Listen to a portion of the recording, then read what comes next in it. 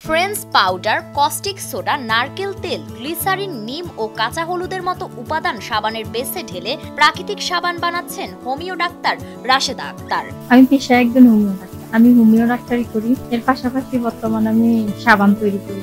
মাত্র ৬০০ টাকা পুঁজি দিয়ে শুরু করলেও এখন প্রতিদিন হাজারের বেশি টাকা আয় করছেন রাশেদা। 7টা সাবান থেকে আমি 700 টাকা পাইছি। তখন আমি চিন্তা করলাম যে আমি যদি 600 টাকা ইনভেস্ট করে 700 টাকা পেতে পারি তাহলে তো আমি করলে আরো কিছু হতে পারে। এইভাবে আমার সাবান জগতে আসে। আর এখন তো ইনশাআল্লাহ কোনোদিন 100 পিস, কোনোদিন 80 পিস।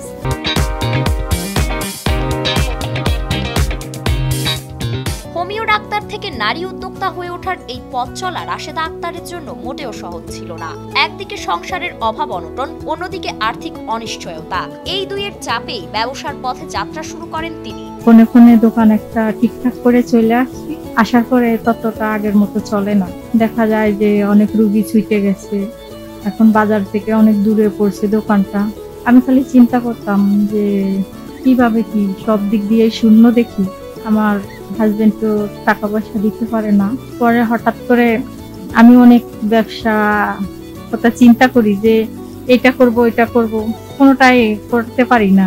এরপর ইউটিউব ভিডিও দেখে আর রোগীদের কথা চিন্তা করেই সাবান তৈরির ভাবনা মাথায় আসে রাশেদার। যেহেতু আমার অনেকগুলো রোগী আসে, আমি হঠাৎ করে ইউটিউব ঘাটতে ঘাটতে একদিন নিম সাবানের একটা দেখলাম। দেখার পরে আমার রোগীদের কথা মনে পড়লো যে অনেক রোগী আসে, অনেকে ওষুধে ভালো হয়ে যায়, অনেকেই হয় না। তখন আমার মাথায় একটা জিনিস ঢুকে গেল যে আমি তো ইচ্ছা করলে নিম পাতা দিয়ে সাবান তৈরি করতে পারি। রাশেদা আক্তার বলছেন তার তৈরি ভেষজ এই সাবানে নেই কোনো কেমিক্যাল, নেই অতিরিক্ত রঙের ঝাঁজ, সম্পূর্ণ প্রাকৃতিক উপাদানে তৈরি এই সাবানে রয়েছে সিএম মোড়কজাতকরণ লাইসেন্সও। ইনশাআল্লাহ আমার সাবানের বিএসটি এর বি মার্ক লাইসেন্স আছে, ট্রেড লাইসেন্স আছে, মোড়কজাত লাইসেন্স আছে। আমি এগুলো আগেই সব প্রস্তুত করে নিয়েছি। যখন আমি দেখছি যে না আমার সাবান আলহামদুলিল্লাহ ভালো হচ্ছে, এরপরে আমি বিএসটিআই পর্যন্ত গেছি। এরপরে কাগজপাতি যা যা পাওয়ার আমি ইনশাআল্লাহ পাইছি, আমার কাগজপাতি আছে।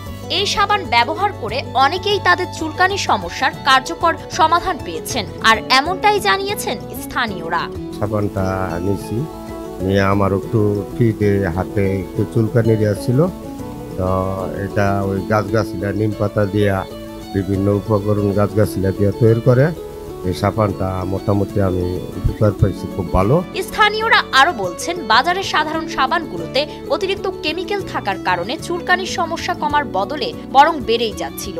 তবে রাশেদার সাবান ব্যবহারে উপকার পাওয়ায় এখন তারা এই সাবানই ব্যবহার করছেন। এই সাবান ব্যবহার করে মানে চুলকানি কমছে আর কি। বাজারের সময় সাবান ব্যবহার করলে অনেক সময় শরীরে চুলকায় বেশি, এটা উপকার পাইছি, এই জন্য আমরা এটি ব্যবহার করি। আর তাই রাশেদার তৈরি সাবানের চাহিদা এখন শুধু নরসিংদীতেই সীমাবদ্ধ নয়, আশেপাশের এলাকাগুলো থেকেও প্রতিদিন আসছে সাবানের অর্ডার। 50 পিস, আবার কোনোদিন হয় না, আবার এমন দিনে এর বেশিও অর্ডার পাই।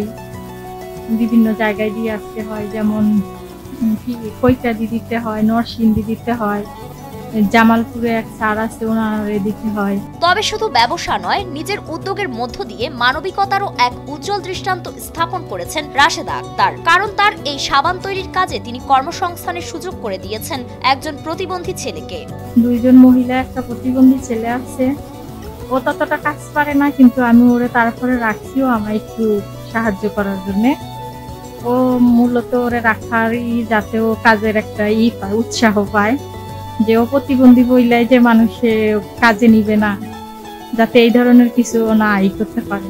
নরসিংদীর এই নারী উদ্যোক্তা এখন শুধু নিজের নয়, নিজের প্রতিষ্ঠিত ছোট ব্যবসাকে ঘিরেই ভাবছেন কর্মীদের ভবিষ্যৎ ও দেশের উন্নয়নের কথা। অনেক বড় একটা কোম্পানি করতে চাই, অনেকগুলো কর্মসংস্থান করতে চাই।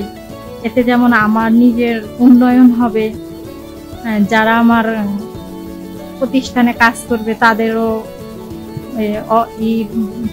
ফ্যামিলিগতভাবে ভালো হবে, রাষ্ট্রেরও উপকার হবে। আমি রাষ্ট্রের জন্য কিছু করতে চাই। রাশেদার এই উদ্যোগ শুধু তার নিজের জীবনে পরিবর্তন আনেনি, বরং আশেপাশের নারীদের মধ্যেও সৃষ্টি করেছে উৎসাহ। ঘরে বসে তৈরি সাবান দিয়েই যে আত্মনির্ভরতা সম্ভব, সেটাই প্রমাণ করে দিয়েছেন তিনি। তাই তো বর্তমান প্রজন্মের নারীদের জন্য তিনি হয়ে উঠেছেন শক্তিশালী প্রেরণার উৎস, এমনটাই মনে করছেন স্থানীয়রা। ফারিন রহমান প্রীতি, নয়া দিগন্ত।